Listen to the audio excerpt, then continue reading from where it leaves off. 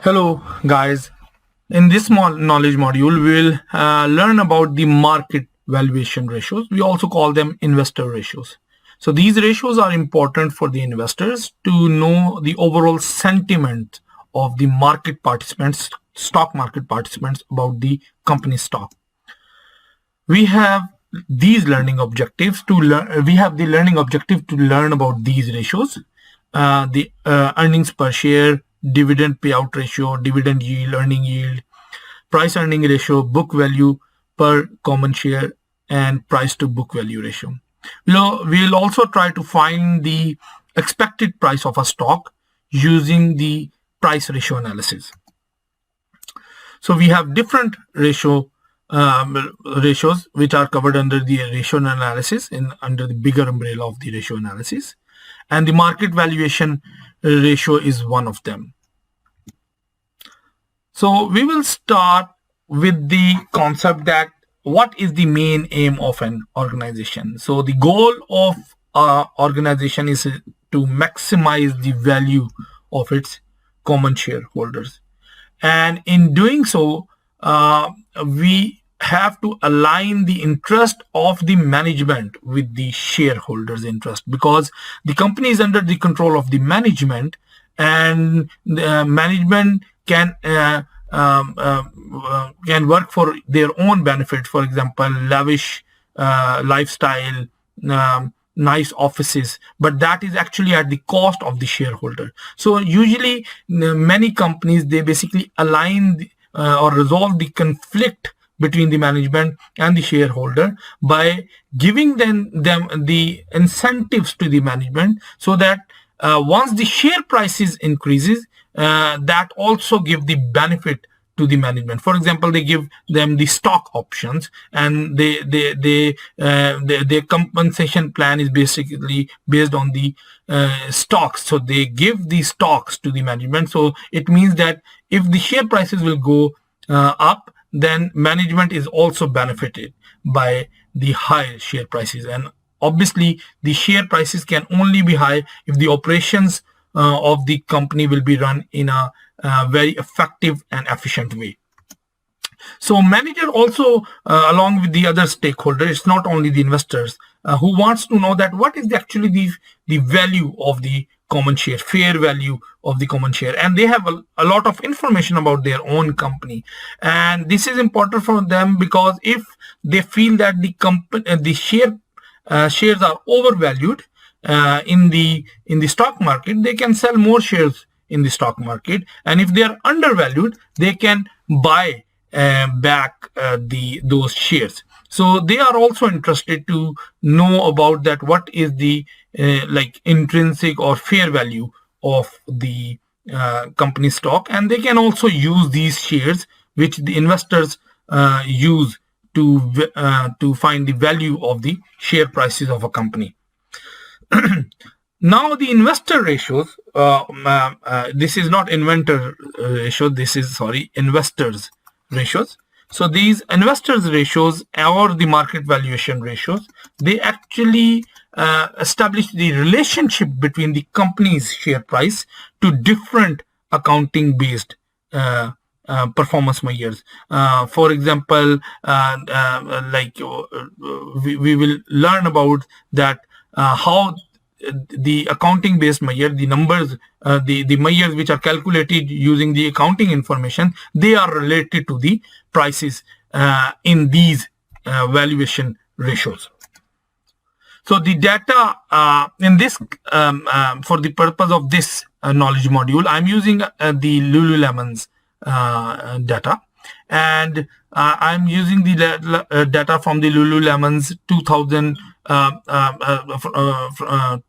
from the 10K, which is issued in the March 2020, and which was covering the year from the 1st February 2019 till 31st January 2020. So the fiscal year of the Lululemon closes on 31st January.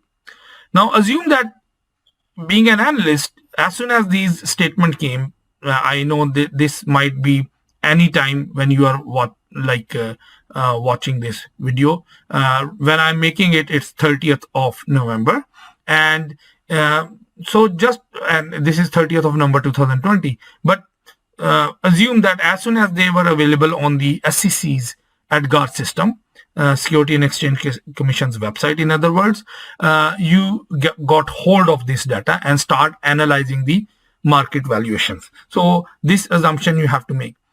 I'm also using another company which is the Walmart, and the reason is that while calculating these ratios, some of the numbers of the Lululemon was not present. For example, we will be using within these ratios the cash dividend, but Lululemon does not pay the dividend. So that's why in order to help you understand that what those companies do, which are mature companies and issue the dividends, how their ratios are calculated, I have used the Walmart example over here. So first ratio is earnings per share, and this is net income minus preferred dividend divided by the weighted average number of common share. So net income we can simply take from the latest income statement, so that's very easy. And preferred dividend is also present in the income statement, because preferred dividend is a must. All the companies have to pay the dividend. They can avoid these dividend, but the consequences is very serious if they skip. The stock market consequences are very serious if they skip the preferred dividends. So usually the preferred dividend is a dying class of investment, and if, for example, in United States 88% preferred dividend are issued actually by the banks, and only 12% are issued by the other companies, and the amount of the preferred dividend in comparison to the common shareholders is very less. So most of the companies actually do not issue the preferred dividend, but I have also included one example so that you know that when the preferred dividend are issued, then how their dividends, when the preferred stocks are issued, then how the preferred dividends are paid actually, and where you can locate those preferred dividends. So for Lululemon, the good thing is we do not have any preferred stock, so therefore we do not have any preferred dividend. And the weighted average number of common share is 130,393 according to the latest 10K when I'm analyzing this company. So it means this covers the fiscal year from 1st February 2019 till 31st January 2020, and those 10Ks were available on, I think, on the first day when it was available. It was 26th March 2020 on the Security and Exchange Commission website. Now this ratio simply suggests that how much each share has earned in a year. So it is showing that each share of the Lululemon has earned $4.95, $4.95, in other words, in a year. And you can double check these numbers. I have exactly told that I have mentioned over here in this slide that from where I have collected the number of common shares. So the number of weighted average number of common shares came from the selected financial data, which is item number 6 of the 10K. Obviously we need this ratio higher. If it's a bigger number, it means that each share has actually earned a lot, and we need to compare it with the industry average, always remember, and also look for the trend, what happened in the previous year and what happened in those previous years. For example, this is from the statement which were issued in 2020, then what happened in 2019 and 2018 as well. What does it mean by weighted average number of common shares? So it means that the weighted average number of common shares means that, for example, in the first 6 months of the fiscal year, Lululemon has only 100,000 shares, but as soon as the first 6 months ended, they issued further 100,000 shares. So in the second half of their fiscal year, now they have 200,000 shares. So we will actually need to calculate now weighted average. In the first half, which is half of the whole fiscal year, they have 100,000. So multiply that 100,000 shares with 0.5, because why 0.5? 0.5 means half of the whole fiscal year. And in the second half, again, it's 0.5 multiplied by the 200,000, because in the second half, they have issued 100,000 more shares. So now they have 200,000. So 0.5 multiplied by 200,000 is 100,000. So first half weighted average is 50,000 shares, and the second half is 100,000. We add them together. This will give actually the weighted average number of common shares. So this is the simple case, and obviously weighted average means a lot when the company purchases its shares back or they sell new shares. If they are not involved in any such activity, and the opening balance or the ending balance of the common share will be used very easily. But usually this again these numbers are given as weighted average number of common shares in the item number 6, which is the selected consolidated financial data in every 10K. So for most companies does that. Second thing is the concept between the diluted earnings per share and the basics earning per share. What I have calculated over here is the basics earning per share. So the diluted earning per share is calculated when it's actually a what if analysis. So there are different securities which are issued, and those securities are holders have been given an option that they can convert those securities into a common stock at any time. So if they will be converted into a common stock, obviously that will dilute the earnings per share of the common equity shareholders. So because now in the denominator, if they will convert, it's not necessary they have converted. If they will convert, so here the assumption is that if those stocks, for example, those securities like the stock options, convertible bonds, convertible preferred shares, or the warrants will be exercised and converted into the common stock, so obviously your denominator will increase in this formula. The weighted average number of common shares will increase, and the numerator will remain the same. So that will decrease the earnings per share. So they will dilute the earnings of each shareholder, because now there are more people who are claiming the earnings of the company. We need to use the diluted earning per share if there is a big difference between the basics earning per share and the diluted earning per share, because diluted earning per share is more conservative ratio, and that will give you the good idea that how much each share has earned in a year, given all these convertible securities will be converted, if they will be converted into the common stocks. But in case of Lululemon, the basic and the difference between the diluted and basic earning per share was not much, so I'm simply using the basics earning per share. But for example, if instead of the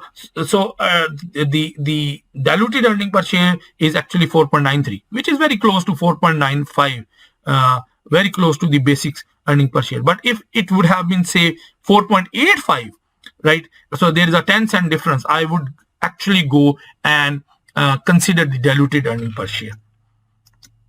So this is the screenshot from the item number 6, page number 19 of the latest 10K of Lululemon, available on 23rd or 26th, if I have to double check it, but either it is the 23rd of March or 26th of March on SEC website, and the link is given below. You can type in and go over here just to double check, and you can see that basic earning per share is the same which I have calculated, 4.95, and the diluted earning per share is 4.93, and they have simply actually given these values in their 10K, but I have calculated it and I found that yes, they are mentioning in their 10K, it's right. So I just double checked it with the earning per share. So earning per share is one of the measure through which the investors can find out that how good these shares are doing, how much they are earning each year.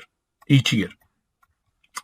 Now, what if there is a preferred stock? For most of the companies, as I earlier mentioned, they do not issue the preferred stock, so therefore there is no preferred dividend.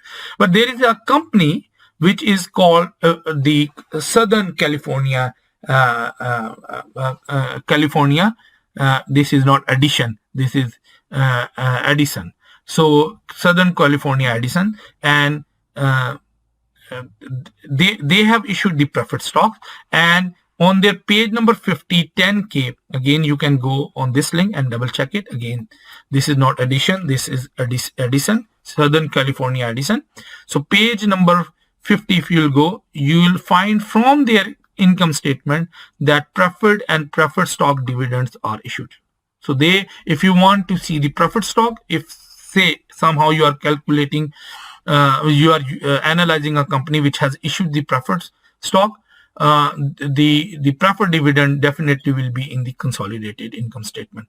And after paying the preferred dividend, this is the net income which is attributable to Edison's international common shareholders. So just I wanted to give you an idea, because maybe you will not see such companies a lot where there are preferred stocks issued, but if they are issued, then the dividends will definitely be given in the consolidated income statement, like the Southern California Edison has done. Now, what is the dividend payout ratio? It's very simple for Lululemon. They do not pay a dividend, and the reason is it's a growing company. Usually when there is a growth company, and in the initial years of its development, and also the small companies, they do not pay dividends, because dividends they retain within the company. So the retained earnings are the main form of their financing, and this is the reason, because they are growing very fast, so they need all that earnings which they are generating to rapidly develop their business. But when a company becomes mature, like Walmart, they actually pay more dividend. So you will mostly see that the mature companies are paying the dividends, and the growth or new companies, they are usually not paying dividends. So that is the reason, because Lululemon is a relatively new company, and they have not paying dividends at all. So if you divide that 0 with the earnings per share, you'll get obviously 0%. So none. So none. They have paid nothing out of their earnings per share as a cash dividend to their shareholders. So again, internal financing is the major financing to the new and growing company like Lululemon. But when there is a growth, when the company becomes mature and the growth declines, then the dividend payout rises, like for the Walmart. And I will give you the example of the Walmart over here. Now, the retention ratio is 1 minus dividend payout. So if the company has paid 30% of their earnings per share in the shape of cash dividend, it means their retention is 70%. So 1 minus the 30%.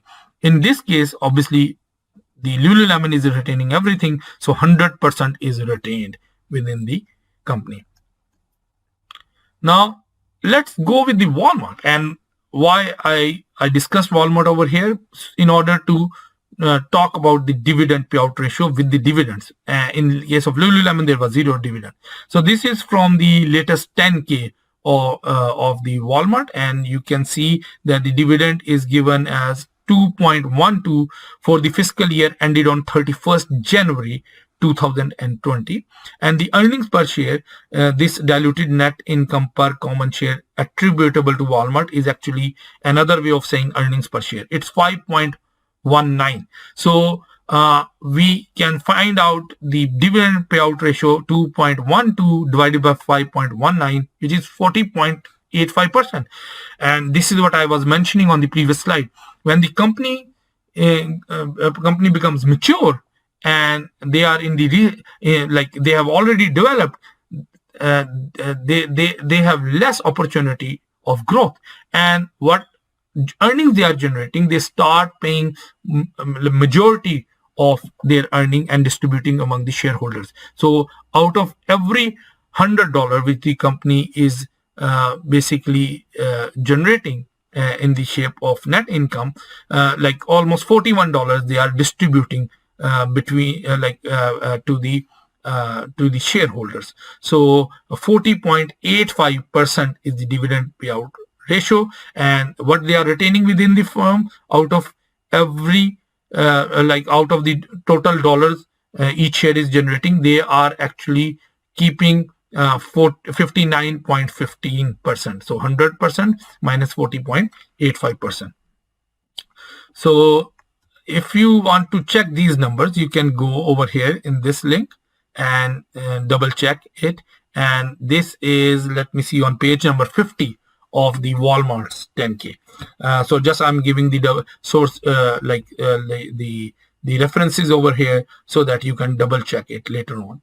And again, this is from 10K, ended on 31st January 2020 for Walmart. Now, how to calculate, like if when I'm making this video, it's 30th of November, right? And I want to find out the dividend payout ratio, not of the distant past, like from the January 31st to the November. There are already the 10 months has already been gone. So in order to find the latest dividend payout ratios, then we have to start considering the quarters. And for the Walmart, I went into the 10Q, and what 10Qs I will be using? I will be using the latest 10Q. Now this 10Q is for the second quarter, because the third quarter 10Q is not yet available. Remember, the third quarter of the Walmart ended on the 31st of October. Again, the fiscal year starts off on 31st January 2020. So the third quarter of the Walmart for this fiscal year ends on 31st October 2020. And those statements, 10Q statements, quarterly statements, are not yet available. Their auditors, their accounting department might still be working on these on the financial statements. And once they will be finalized, they will be available on the Security and Exchange Commission website. So now what we have in hand, we have the 10Q of the second quarter, which ended on 31st July 2020.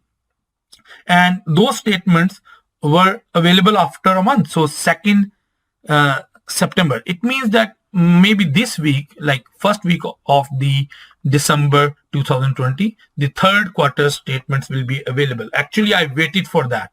But now, because those statements are not yet available, so that's why I'm going ahead with the second quarter 10Q. So I'm using the second quarter 10Q of the fiscal year, which started from 1st January 2020, and I need the 10Q of the same third quarter for the previous fiscal year. So this is actually the 31st, the fourth 10Q in the list.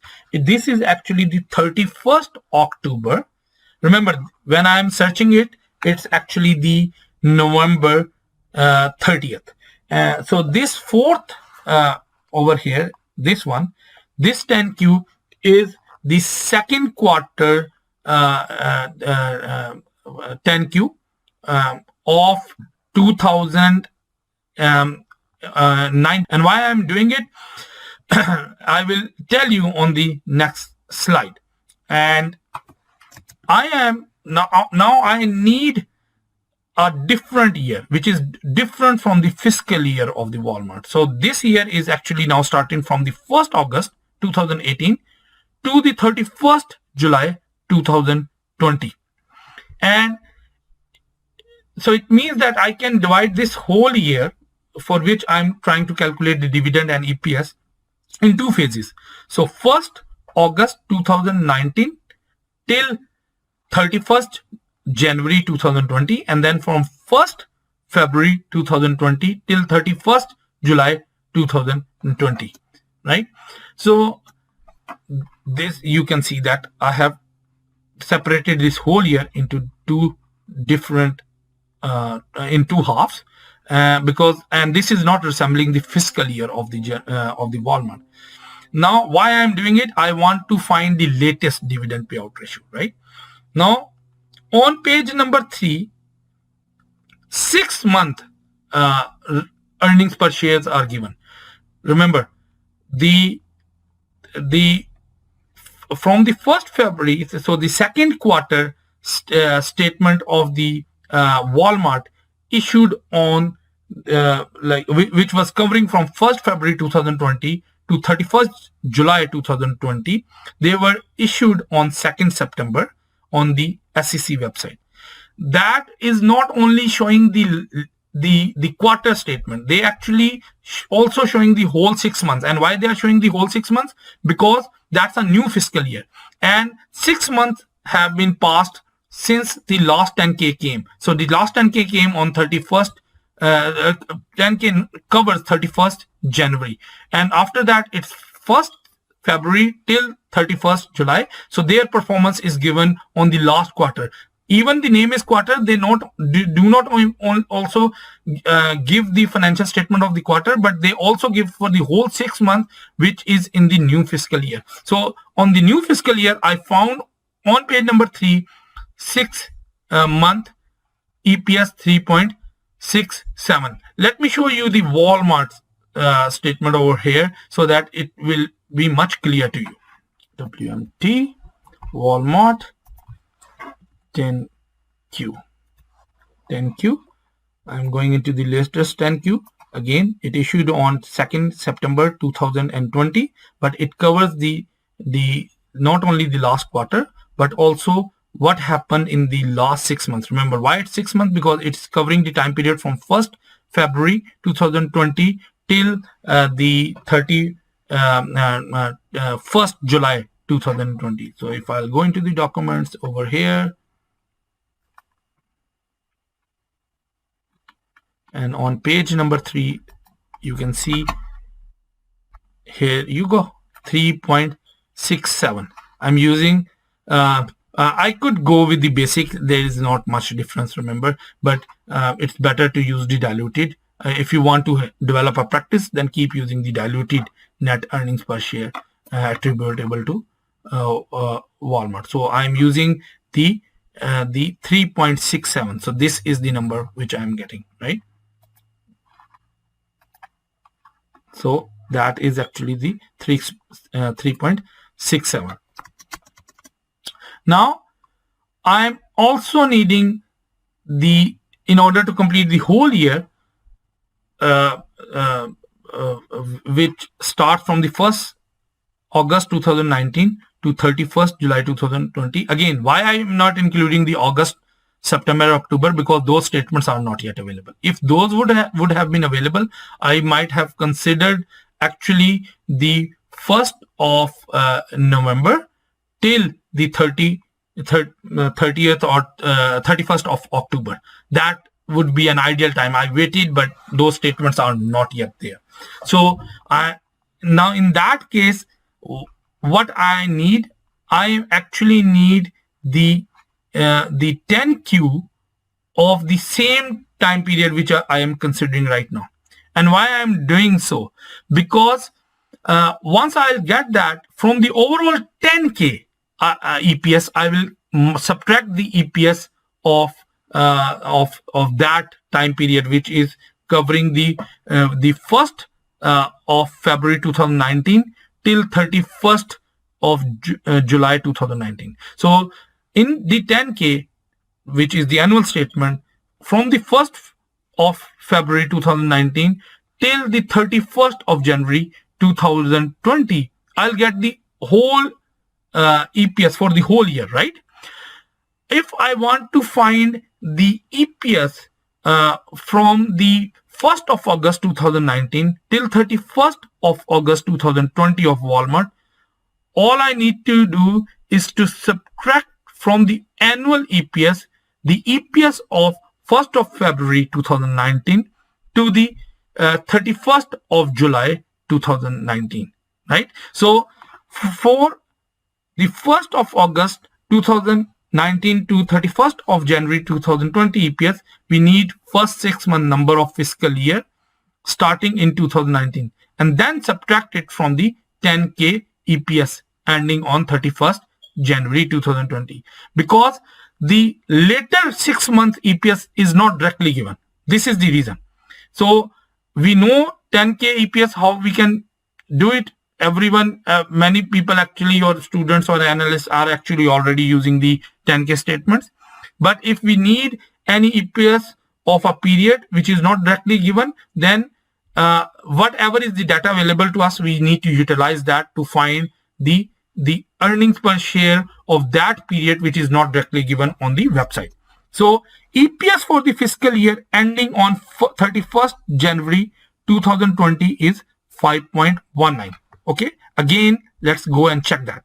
If I'll go into the same 10Q and the fourth one which I was showing through the screenshot in one of the slides. So this is the fourth one for the Walmart 10Q, and on page number 3, if I'll go on the page number 3, you can see over here for the 6 month ended on 31st of July 2019, this is the number 2.59. Now if from the 10K which covers from the 1st of February 2019 till 31st of January 2020, I subtract the EPS of the first 6 months, I'll end up getting the earnings per share of the later half of the fiscal year and of the Walmart ended on 31st of January 2020. And using that, so I'm actually getting the numbers from 2 different fiscal years. So in the first fiscal year, I'm getting the EPS of the second half of the fiscal year, EPS of the fiscal year, and for the second fiscal year, I'm getting the earnings per share of the first 6 months. And why I'm doing it? Because only 6 months of the second fiscal year earning per share is available. So if I'll go into that, now you can see that I have the 5.19 for the earnings per share for the previous fiscal year minus the first half of the that previous fiscal year, which is 2.59. So the second half actually gave me $2.6 diluted earning per share. And this fiscal year's first half, because only first half data is available, is giving me 3.67. So for the whole year, if now I'm using the different annual year, which is different from the fiscal year, the earnings per share is $6.27 for the Walmart. And if I'll do that, I now will be able to get the latest dividend per common share, which is 2.14. And how is it 2.14? In the previous half, they gave like for the 1st of August till the 31st of January 2020. So 1st of August 2019 till the 31st of January 2020, they have issued 53 cents for each quarter. So there was 2 quarters, so $1.06. And in the in this fiscal year, this fiscal year's only 2 quarter statements are available. So in those 2 quarters, they have actually given 54 cents. So which is $1.08 total. So $1.08 plus $1.06 will give you $2.14 divided by the earnings per share 6.27, which we have just calculated, right? This will give us 34%. And this is very close to the Yahoo Finance number for the Walmart. So if you go into the Yahoo Finance website, go over here for the Walmart, and so you can see that there is a statistics tab. If you click that, so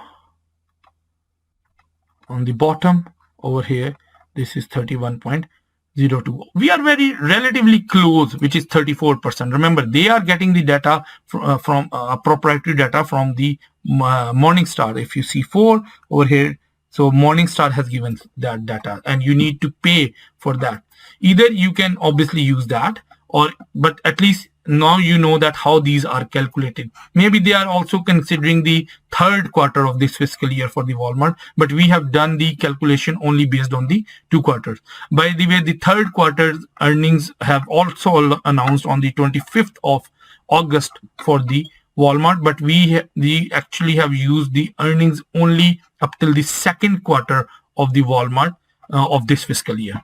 So this could be the difference, but at least we know that we are relatively close, so we are not doing anything wrong. We are doing the correct work over here. So this is also always suggested that you can double check your work from the other sources. Again, you can get the 10Q of statement from this link for this fiscal year, and the 10Q statement of the first half of the previous fiscal year, because you have to eventually need to subtract 2.59 from the earnings per share, 2.59 earning per share from the whole year earning per share of the previous fiscal year for the Walmart. So you can double check it. Now the dividend yield, it is actually the ratio of the dividends per common share divided by the market value of the common share, and we know this is actually the cash return of the shareholders of any company. And for the Lululemon, it's very simple, because in the numerator you have 0, so whenever you have in the numerator 0, you'll end up getting 0. And so this is very simple for this, and this is usually very low for a growth companies or a new businesses, but for a mature company, because they pay a lot of dividends, this is a like dividend yield is usually higher for the mature companies like Walmart.